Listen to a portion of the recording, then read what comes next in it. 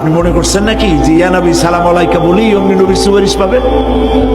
এত সহজ। কতগুলা রসগোল্লা খাইলেন আর বড় একটা মিছিল করলেন আর অমনি চলে যাবেন? পৃথিবীর সব মানুষ, সাহাবায়ে কেরাম বাদ দেন, পৃথিবীর সমস্ত মানুষ একত্রিত হয়ে আবু তালেব রাসূলুল্লাহকে যে ভালোবেসেছেন, ওর 1000 ভাগের 1 ভাগও সারা দুনিয়ার মানুষ রাসূলুল্লাহকেই ভালোবাসতে পারবে?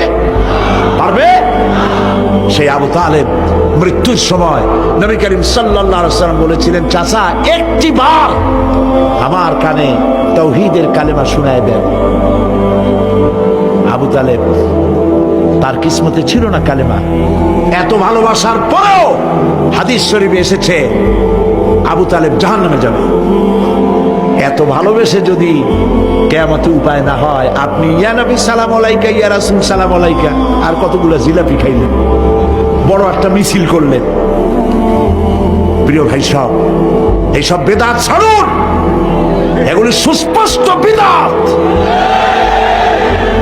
রাসূলুল্লাহকে ভালোবাসবেন, সাহাবীরা যেভাবে ভালোবেসেছেন ওইভাবে ভালোবাসবেন।